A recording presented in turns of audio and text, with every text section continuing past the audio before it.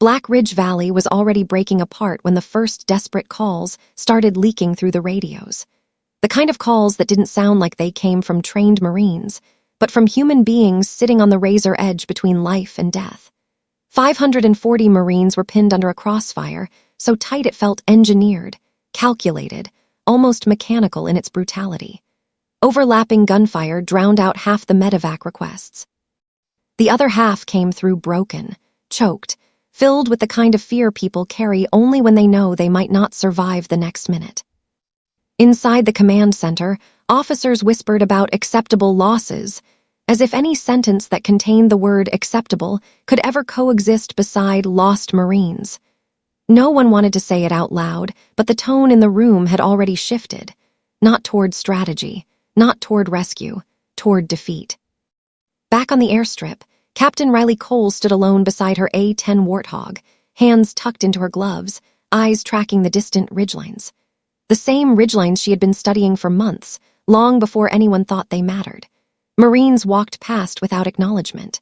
A few younger ones slowed down just long enough to smirk and mutter the nickname they'd given her behind her back, the souvenir pilot, the one who flew paperwork cargo and uneventful milk-run flights. Riley didn't react. She never did. Silence was easier than arguing with people who built opinions before ever watching her fly. But the radios didn't care about opinions.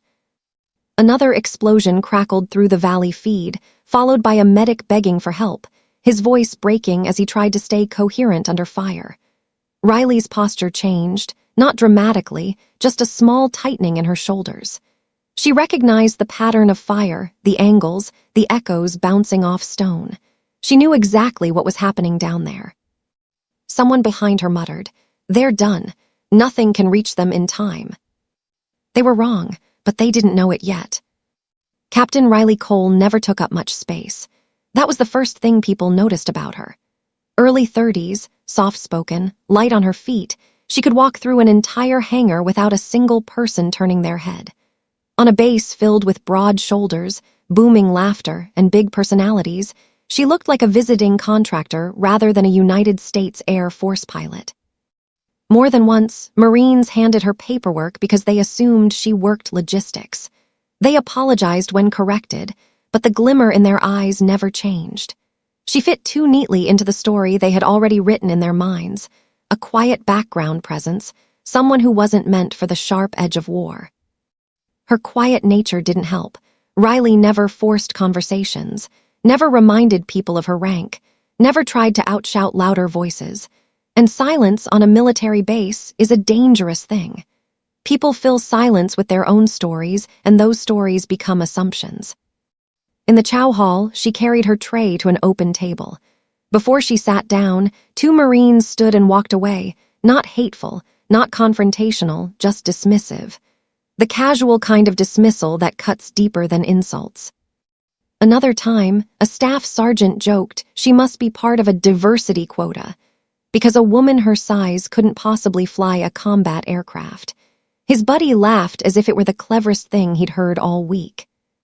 Inside the flight line office, one of the male pilots, built like a brick wall with a tan that suggested he lived outside, slapped her shoulder and said, "Cargo Queen reporting for duty." It wasn't clever the first time. It wasn't clever the 50th time. Riley never pushed back, never argued. She simply nodded, walked away, and returned to what mattered. Late nights, alone in the ready room, she studied. Red lamp glowing softly over her kneeboard, she mapped wind patterns, traced ridgelines, analyzed pressure changes, memorized terrain. She studied not because anyone required it, but because something inside her demanded she be ready when no one else was. Before she ever touched an aircraft, her father had carved discipline into her life. Master Sergeant Daniel Cole, Marine Infantry, carried scars from Fallujah that never healed right. Scar tissue along his shoulder, embedded shrapnel in his leg, nightmares that made him wake gasping. After he retired, he raised her in the quiet fields of Ridgewater, Wyoming. He taught her discipline not through speeches, but through example, waking her before dawn to feed animals, showing her how to handle a rifle, not to glorify it, but to respect it, teaching her that responsibility wasn't something you talked about. It was something you lived. When he died, Riley didn't fall apart. She drove herself to the hospital, signed the paperwork, and sat alone on the porch where he used to drink coffee late at night. She held his dog tags and whispered the truth she had never said aloud. She would serve because he couldn't anymore. Years later, during Elite A-10 training in Arizona, Riley earned a reputation that contradicted every assumption people now had about her. She flew canyon runs so low instructors thought the telemetry was broken. She broke gunnery accuracy records older than she was. That's when they gave her the call sign Ghost 6.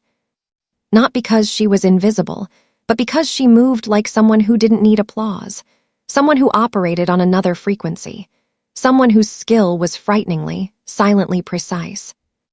But here on this base, no one bothered to look close enough to see the truth. During Colonel Mason Tradd's briefing, Riley sat in the back, tracing the contours of the valley on her notepad.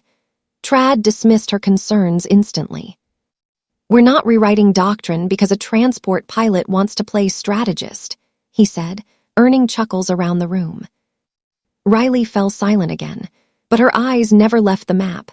She saw threat angles no one else bothered to notice. Saw pressure points, pinch zones, kill boxes disguised as terrain. The next morning, when First Platoon went silent, Riley knew. Then the valley erupted.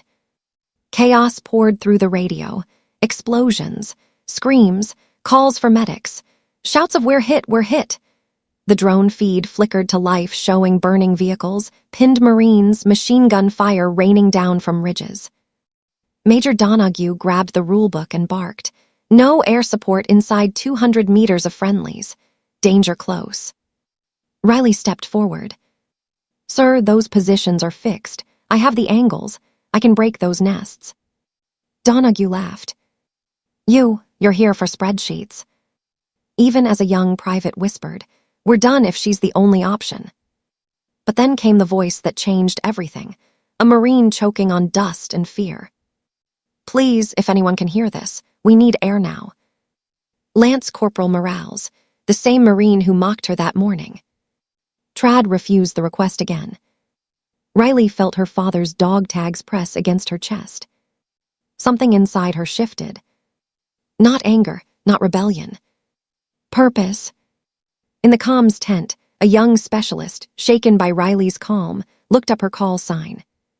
He froze. "Captain, you're Ghost 6. Tradd heard it, Holt heard it, Donoghue heard it, their faces drained. But Riley didn't respond. She simply turned, lifted her kneeboard, and walked out. No announcement, no debate. Just action. Donoghue chased her, shouting. Holt yelled for someone to stop her. But by the time they reached the tarmac, Riley was already climbing into her cockpit. The tower screamed for her to abort. She turned off the radio. The engines roared. The Warthog lifted. Ghost 6 was airborne. Marines in the valley heard it first as a distant rumble. Then it grew. Then it roared. "Is that a hog?" someone gasped. Riley lined up her pass, breathed steady, and squeezed the trigger. The GAU-8 tore the ridge apart. The anchor gun disappeared. For the first time in hours, the valley exhaled. When she banked, Braddock caught the tail number. Ghost 6. His voice cracked. That's Ghost 6. The name traveled like electricity. Suddenly Marines fought harder, moved faster, believed again. In the TOC, every officer who mocked her stood frozen as the comms specialist said, "Sir, the pilot saving our battalion is Captain Cole." No one spoke, because nothing they could say would erase the truth. Riley unleashed pass after pass, precision, discipline, absolute mastery. Every attack carved open space for the Marines to move. Helicopters swooped in, wounded were evacuated. Braddock rallied squads toward extraction. And overhead, like a guardian, Riley circled, her cannon silencing every counterattack before it even started. The Marines survived because she refused to stay silent. She refused to stay small. She refused to let their assumptions define her abilities. Ghost 6 had always been a legend. Today, they finally saw her,